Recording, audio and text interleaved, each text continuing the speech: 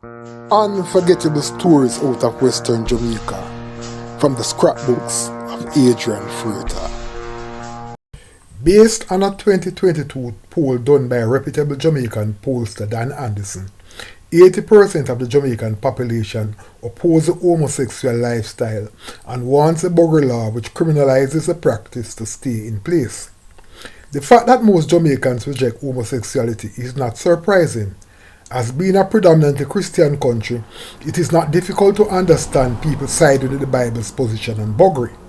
Additionally, most Jamaicans over the age of 40 years old would have grown up in an era when dancehall music bashed the practice which the Bible stated should be punishable by death.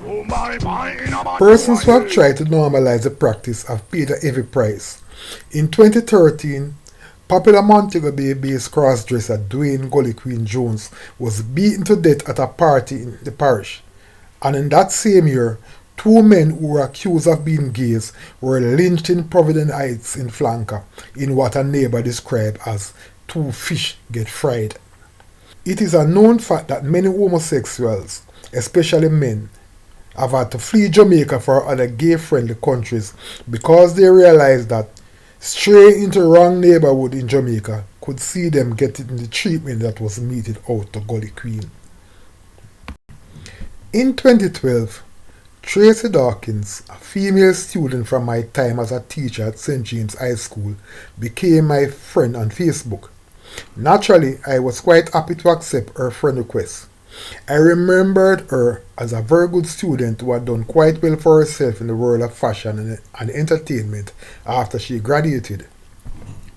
In talking to Tracey, I discovered that she was living in Thailand and was making quite a name for herself on the fashion circuit there. During the conversation, she told me she was planning to get married soon, the love of her life. As the conversation continued, I realized that the person she was speaking about was not a man, but another woman. As a straight person who belonged to the over 80% of Jamaicans who reject all things same-sex, I began questioning her about her lesbian lifestyle. She related to me how she grew up not feeling attracted to boys, and then related a story of being abused by a deacon at her church as a child. As a journalist, I found her story most interesting, but while I felt tempted to write it, I was also concerned about highlighting a practice I don't support. I decided against writing the story. 2 weeks later, Tracey's wedding photos popped up on her Facebook account.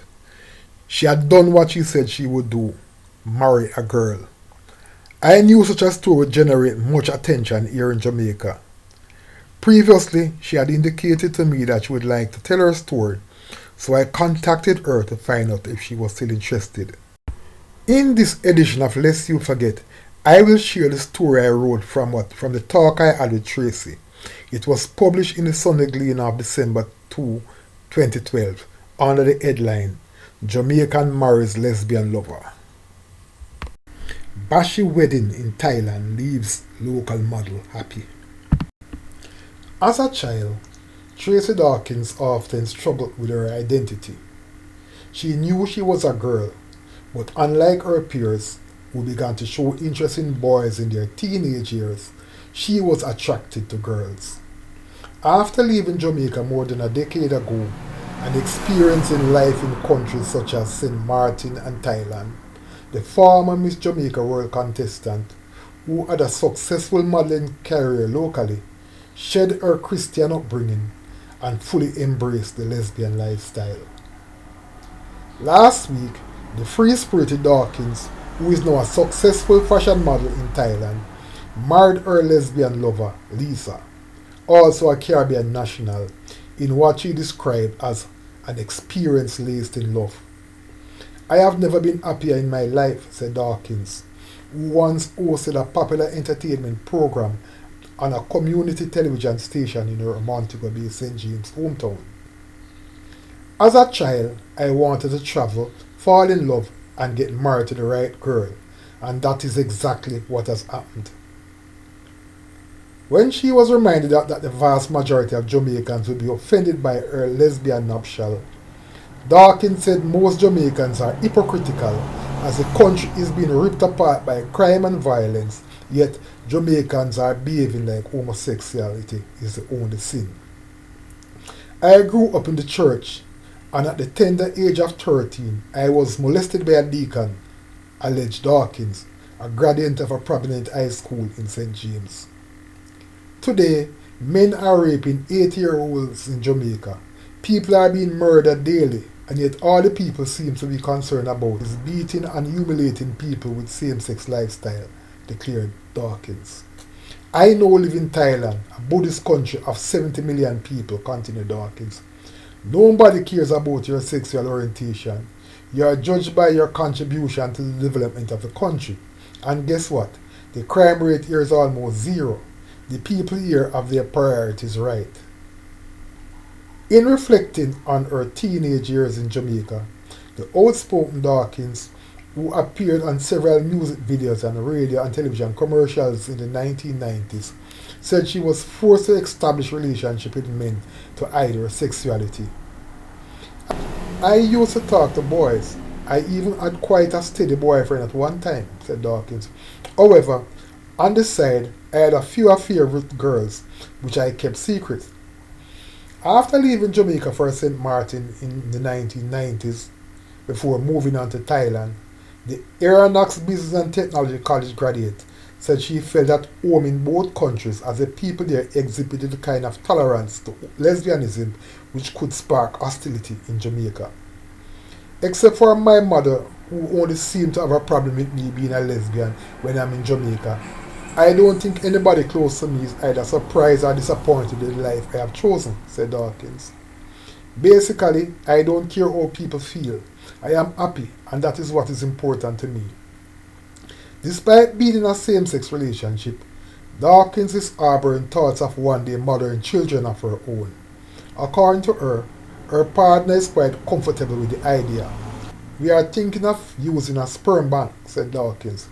The good thing about that is we will get a chance to select the race of the child I want. Also, we'll get to choose a person with above average intelligence, so we have a smart child.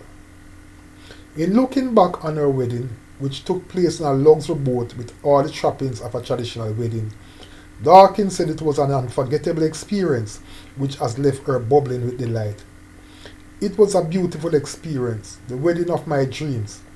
This was what I was dreaming of as a child in Jamaica, but could not say it out because of the way things are in Jamaica. Unlike her childhood days when the fear of God and God's judgment held her back, Dawkins has not only shed Christianity, but she has refused to embrace any form of religion. God, I am no longer a believer. I am atheist. I am comfortable with it, said Dawkins, who, in addition to being an established fashion model, is appearing in numerous television commercials and fashion magazines in Asia. Unlike the Christians who live to die and go to heaven, I live because I have life. That is more fulfilling based on my personal experiences. Quiz about whether or not she would ever come back to Jamaica. Dawkins readily accepts that the country is one of the most beautiful places on earth. However, she does not believe Jamaica is yet ready for what she is bringing to the table. I love Jamaica and I still have friends there, said Dawkins, whose marriage is legal in Europe and Asia. I will come back to Jamaica one day, but right now Jamaica is not ready for me. As was expected, Tracey's story generated a lot of interest in Jamaica. Many people condemned her while others were supportive of her. In looking back at that story, it was definitely one of those unforgettable stories out of Western Jamaica. Unforgettable stories out of Western Jamaica from the scrapbooks of Adrian Freighter. Like and subscribe for more unforgettable stories out of Western Jamaica.